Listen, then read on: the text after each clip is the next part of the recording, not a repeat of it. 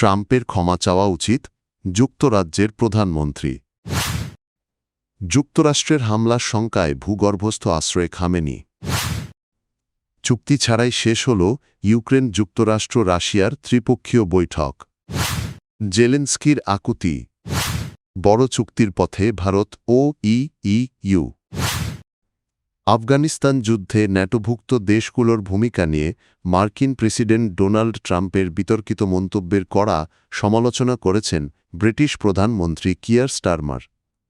Fox নিউজকে দেওয়া এক সাক্ষাৎকারে ট্রাম্প দাবি করেন আফগানিস্তান যুদ্ধে মার্কিন মিত্ররা সম্মুখ সমরে না থেকে নিরাপদ দূরত্ব বজায় রেখেছিল।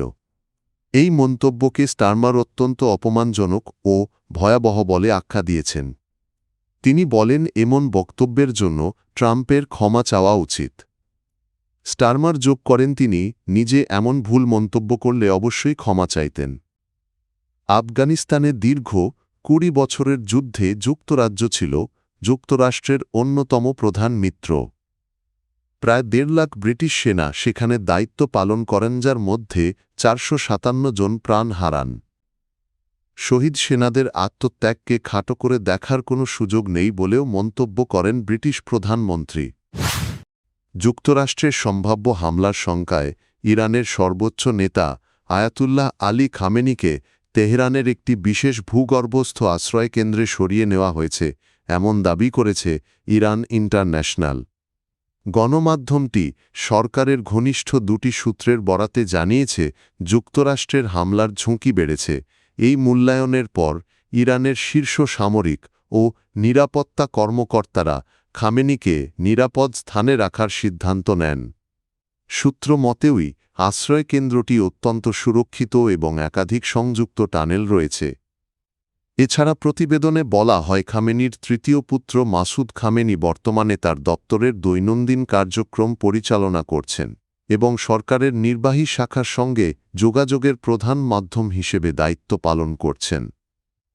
এদিকে ইরানে হামলার প্রস্তুতি প্রায় শেষ পর্যায়ে বলে ধারণা করছে ইসরায়েলি গণমাধ্যম। তবে মার্কিন প্রেসিডেন্ট ডোনাল্ড ট্রাম্প এখনও চূড়ান্ত হামলার সিদ্ধান্ত নেননি। যুক্তরাষ্ট্রের মধ্যস্থতায় আবুধাবিতে ইউক্রেন ও রাশিয়ার দ্বিতীয় দফার শান্তি আলোচনা শেষ হয়েছে। যুদ্ধ বন্ধের লক্ষ্যে অনুষ্ঠিত প্রথম ত্রিপক্ষীয় বৈঠকে কোনো চুক্তি হয়নি। তবে উভয় পক্ষই আলোচনায় অগ্রগতির ইঙ্গিত দিয়েছে এবং নতুন বৈঠকের সম্ভাবনার কথা জানিয়েছে। রয়টার্স জানায়, শুক্রবার ও শনিবার আবুধাবিতে সংযুক্ত আরব আমিরাতের তত্ত্বাবধানে যুক্তরাষ্ট্র, রাশিয়া ও ইউক্রেনের প্রতিনিধিদের মধ্যে মুখোমুখি আলোচনা অনুষ্ঠিত হয়। বৈঠকে যুক্তরাষ্ট্র সমর্থিত শান্তি কাঠামোর মূল বিষয়গুলো প্রাধান্য পায়। আলোচনার কেন্দ্রবিন্দু ছিল যুদ্ধ শেষ করার সম্ভাব্য শর্তদণ্ডবাস অঞ্চলের ভবিষ্যৎ এবং ইউক্রেনের জ্বালানি অবকাঠামোয় যুদ্ধবিরতির প্রস্তাব।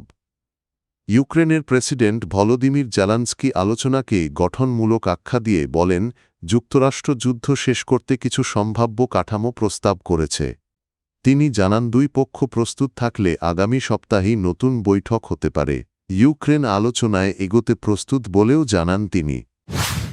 ভয়াবহ মানবিক সংকটের মুখে ইউক্রেনের প্রেসিডেন্ট ভলোদিমির জেলেনস্কি পশ্চিমা মিত্রদের কাছে জরুরি ভিত্তিতে আরও আকাশ প্রতিরক্ষা ব্যবস্থা ও ক্ষেপণাস্ত্র সরবরাহের আহ্বান জানিয়েছেন। অব্যাহত রুশ ক্ষেপণাস্ত্র ও ড্রোন হামলায় ইউক্রেনের রাজধানী কিয়েভ সহ দেশটির জ্বালানি অবকাঠামো মারাত্মকভাবে ক্ষতিগ্রস্ত হয়েছে। প্রচণ্ড শীতের মধ্যে কিয়েভের ১,০০০-এর বেশি বহুতল ভবন গত ২ দিন ধরে তাপ সরবরাহহীন অবস্থায় রয়েছে বলে জানিয়েছে এএফপি।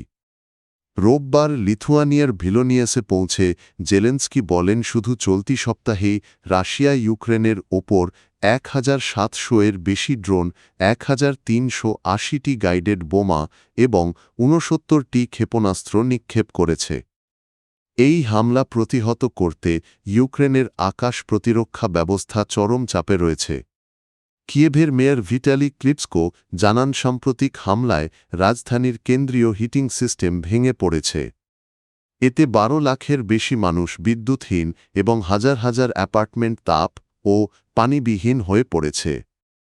ইতোমধ্যে প্রায় ৫ লাখ মানুষকে নিরাপদ স্থানে সরিয়ে নেওয়া হয়েছে।